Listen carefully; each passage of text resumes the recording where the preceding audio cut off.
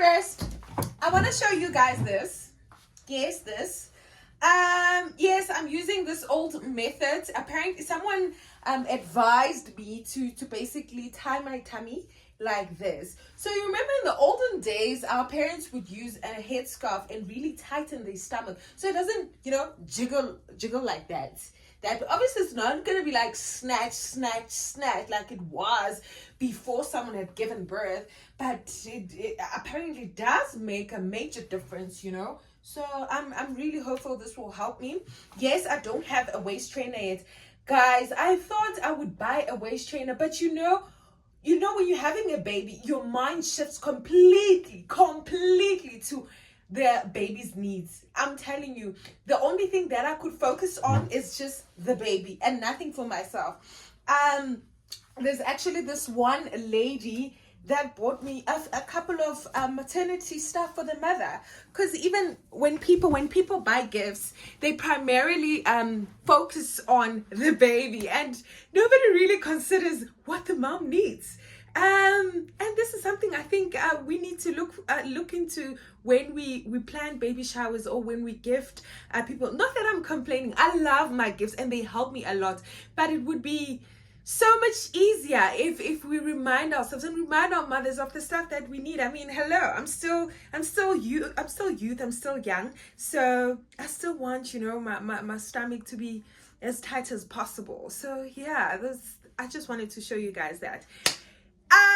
Anyway, I have a tendency of not introducing myself in my vlogs. My name is Atabile Mkhobata, and yes, I am a YouTuber. I really love this platform, guys.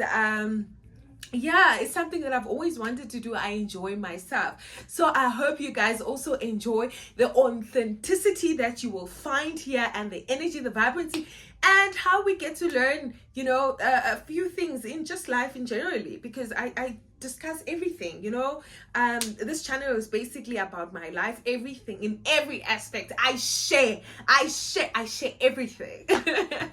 So yeah, remember on my previous vlog, my pregnancy journey, I said it's part 1.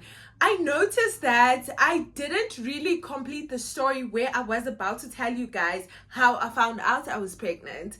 I missed that part. So yes, I was coughing unstoppably, and I remember in that night there was umcimbi wokulula. I remember my father's passing, so my mom ebe kulula. I don't know how to explain that in English. I'm not English, it's not my first language, guys.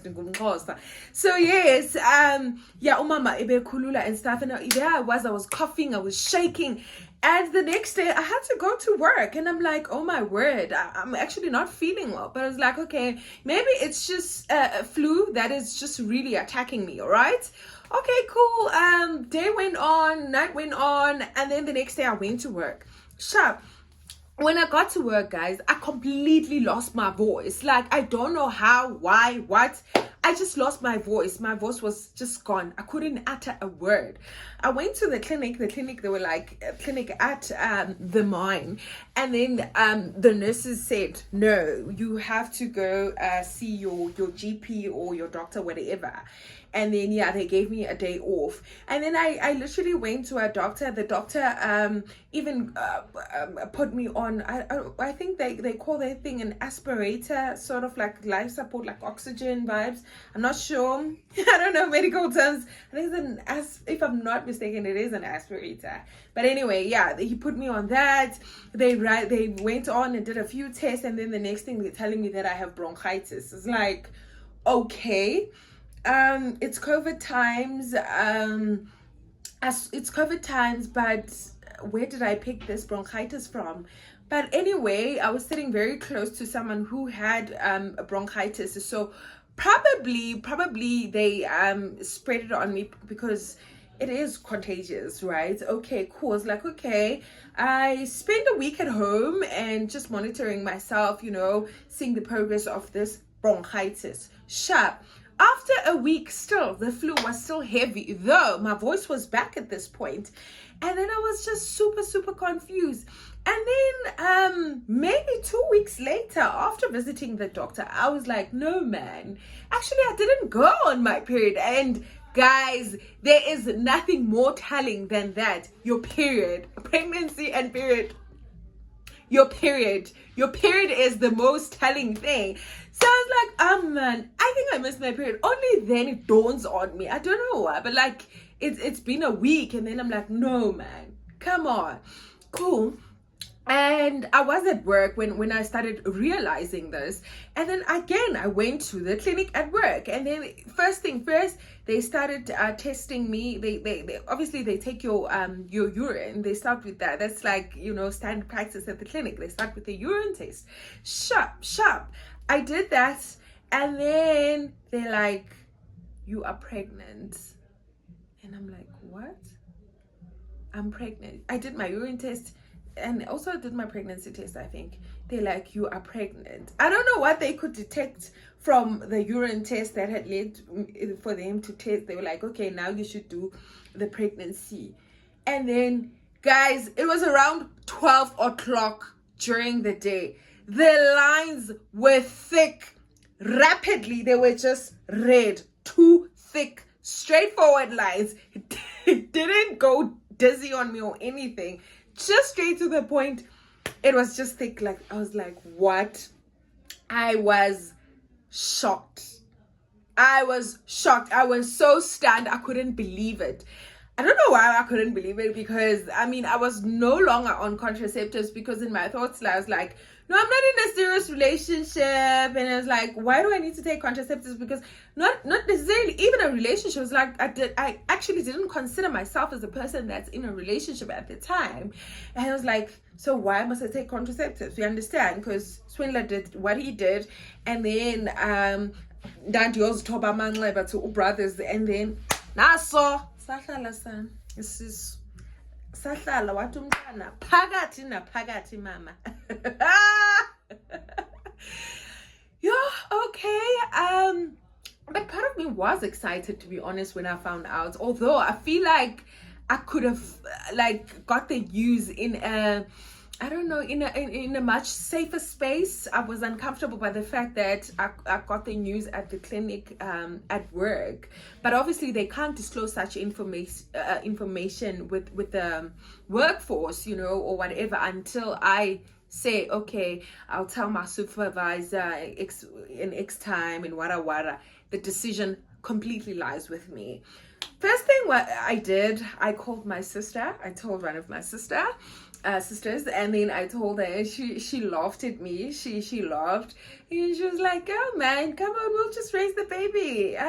She was actually very encouraging. Hey, she was very encouraging. I think that's the most suitable way I can describe her tone and her emotion, you know. And then I asked her, like, should I tell my mom? And she was like, no, tell her when you get at home. It's like, okay. Next, I called the baby daddy. The baby daddy was overjoyed. Overjoyed. Remember this person? I did this person, moved from this person, went to the swindler. Then I was like, okay, let me just go top of the labs to him again. And then baby daddy was like, yeah, I'm full man. I'm full man. A whip. So yeah, and yeah, he was very happy. I don't wanna lie. Well, him being happy kind of made me at ease. And then when I got home after work, I told my mom. My mom questioned me about him. I told my mom everything, and my mom, she's been the most supportive throughout my pregnancy journey in terms of everything, you know. She was hands-on, as I've shown you guys. I mean, she would massage, she would rub me, she would cook for me. I didn't even cook, I didn't clean, I didn't touch a thing at home. Still now, even in my Umdlezane period, Umdlezane, by the way, is a new mom in isiXhosa. Umdlezane, it's a term we use in isiXhosa for a new mom. Yes, in my Umdlezane mode, I cook when I want to. I don't even want to clean because I don't like cleaning. I don't clean at all.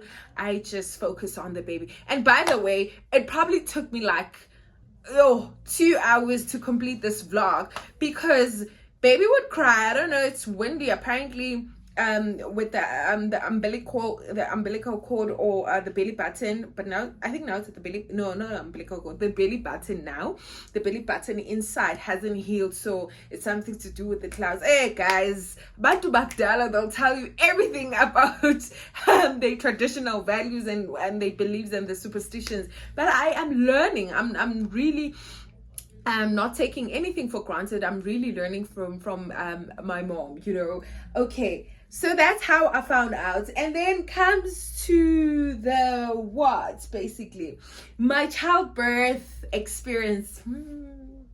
Guys, I think I can do pregnancy. I honestly can carry a child from month 0 until month 9 and full term or whatever, but eliminate me from the childbirth, or maybe natural childbirth, because that was my experience. The most horrific experience, guys. I felt like I was dying. That process, it is life-threatening. It's life-threatening. Yo, I thought ngathi ndiyafa. Ibingathi ndiyafa at that point. Yabona xa kuthiwa kuza umntu, guys, I felt like ndiyafa. Kuqhekeka amathambo kanje. Okay, so how it happened is that okay, the day before I actually went for the shoot, as I've shown you in my part 1 of my pregnancy vlog. I went for the shoot actually, and as I'm driving, I'm peeing unstoppably on the road. I'm peeing, and my mom is like, hey, somebody's gonna give birth on the road here on our way to the photo shoot area, And she's like, hey, and there I am squatting, guys, peeing on the road, using wet wipes, guys. Yeah. Anyway, it started 2 a.m. in the morning. Yeah, it started 2 a.m. in the morning, whereby I felt these mild period pains in my stomach. It's like, okay, yes, the frequent urination, it's something that I now have. It's no surprise, Okay, I'm urinating frequently. I'm like going to the toilet, Sharp 2 a.m. I have this small period pain. 4 a.m. the intensity gradually increases. It's not that it's very intense, but like gradual, very gradual, very, very, very, very subtle. Cool. And then it hits 6 a.m. I couldn't sleep. At that point, I just couldn't rest on bed. The next thing, my mom opens my door and she's like, Atabile indoni, and I'm like, you mama, dialu. She's like, get into the bathtub, get a bathing, go. And then I went, I took a bath. Now these pains, they come, they go. And they are intensifying like this. They come, they go. They come, they go. Sharp.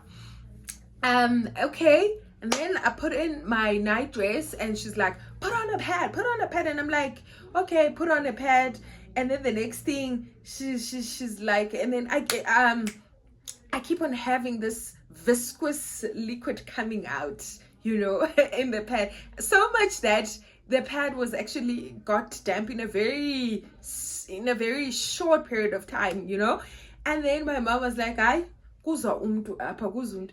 Next. Oh, before that, I was like, "Yo, mama, dialunya." I'm not crying, but I'm like, my facial expression, mama, dialunya.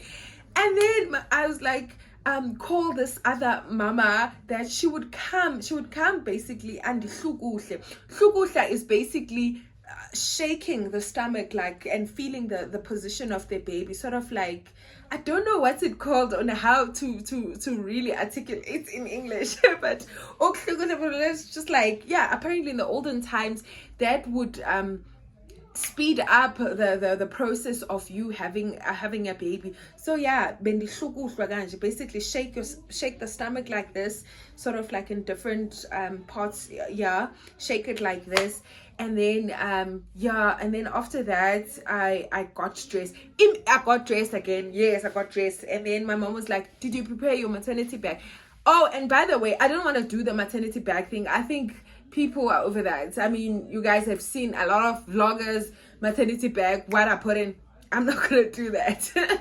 I'm not gonna do that. So yes, and she's like, I'm like, yeah, you're ready. And then it's like, okay, took my bag out. Next thing, guys, Mama, just come in. So I'm saying, Mama, I am peeing on myself, because like there was this splash of water just went out. And then I was like, you? My mom was like, she's like, they both looked at each other. They like, no, we need to take you to hospital now. We need to take you to hospital now. And then I'm like, no, let's rather go on God then. And so I was like, we are by the moment when your water broke, that means you are in labor. And yes, even when I got to the hospital, guys, there were actually ladies that were there for like days. Like, you know, when you are in labor, your water needs to break. You can have the pains and everything, but if your water hasn't broken yet, then you are not declared in labor. You are going to be kept in close monitoring there in the hospital until your water breaks, and then you are considered or declared as a person in labor. Guys, it's called labor for a reason, because you are in labor with a whole human being that is coming into this earth. Yeah, guys. So I got to hospital around 8 a.m. Yes, and then they did the whole checkups things, and then I got admitted. I was like, okay, you are in labor. And then they checked me and they're like, you are 2 centimeters dilated. Guys, mind you, I was told that when you are giving natural birth and it's your first time mom, you need to be at least 10 centimeters, actually from 8 to 10 centimeters dilated. And I was like, that for me, that was actually very discouraging, because I thought to myself, when am I gonna reach this 8 to 10 centimeters of dilation whilst I'm having these pains now? Cool. I got to my to the wards. They gave me my bed basically, and then came the doctors. They checked us and everything, and my mom kept on calling me. I was like, are you good? Because they drove back, because they got me a driver, and then they dropped me off, and then they left me there at the hospital. Saddening. Yes, you're asking yourself, where was baby daddy? Out of the country, honey, because he is a businessman. Yes. And then what? It was actually very sad, guys, because we really wanted to share this experience together, but he couldn't due to unforeseen circumstances. He had to be out of the country. So yeah, and then fast forward, it was around 2 o'clock on that Friday, guys. I told the nurse, I'm like, like, I wanna poo. And the nurse is like, no, let's go check you now. They check me, and then they like, you are 4 to 5. And then from 4 to 5, they basically, after finding that out, they moved me from this delivery wards, right? The delivery wards. Fine, when you get there, you walk around. This is all natural. And by the way, this is the chat that I actually wanted to have. It was so surprising for me to see the ladies that were booked for C-section. You know, they were so chilled, looking at us like we are insane, the ones that were gonna give a natural birth. Because remember, when you are booked for a C-section, you basically come in hospital, they check you up, and they call next, jumping in that bed, and then they go cut you up, you come back, and then you have a baby. Like, no, these intensifying pains, like us, like you mad and doing all crazy stuff. We chilled. I don't know when it comes to the healing process in terms of the wound and how awful it is for them, but I could see when we were all together, like in the different rooms, I could see I could see that they were much more in pain than afterwards, right? Than I was. Like, for instance, when you meet someone in the toilet, or when it's in the toilet basically. So hi guys. Anyway, where was I have this tendency of losing track and going there. I hope you guys are with me. Oh, all right. So I get to this delivery ward. I'm 5 to 6 now. I'm walking up and down. Apparently, this will help to basically take the baby to the channel. Yeah, basically, yeah, put the baby in the channel in the right position, and the pressure of the baby going down. Sharp. I'm screaming. I'm walking. I'm like, oh. I hold like this. Those are the only sounds and the only movements. I didn't do any other crazy stuff. I basically walk up and down and be like, oh, and yeah, because the pain comes and then it goes. It comes and then it goes. And people would talk about having sharp pains from the back. I didn't experience that. The only area for me was here, right here, near the pelvis, basically. And guys. I'm Nashem and you're right, guys. And right. You're right. So it hits 4 o'clock. And then they were like, now get on bed. And guys, that pain hits you so much that even lying on bed, you can't lie in jail. And there you are, as you are lying there. There's this thing they put you on to monitor the heart rate of the baby. You need to concentrate on that thing and ensuring that you are getting the right results. At the very same time, you are uncomfortable on that bed. You want to walk, you want to do crazy stuff. You just don't want to lie on bed. Yo. So yeah. And then, okay, cool. Around when it hit 5 o'clock, I was like, Nurse, help me, the baby's coming. And then she checked me and she's like, now you are 6 to 7 centimeters dilated. That time now we as a luptana kwa try sisi kakake. That's all the funu kaka again. What's the kaka this? And there I was, guys, and they thought they were being spiteful to me because they know they know better, right, by saying that, because Anditi, it's supposed to be 8 to 10 centimeters, and now there I was with the 6 to 7. I started pushing. Now push us, guys. That was the greatest push of my life. That push, I think I gave like 4 good push. You are not supposed to push and stop, because apparently you're gonna tire the baby, and then you're gonna lose your baby when you do that. You just have to push.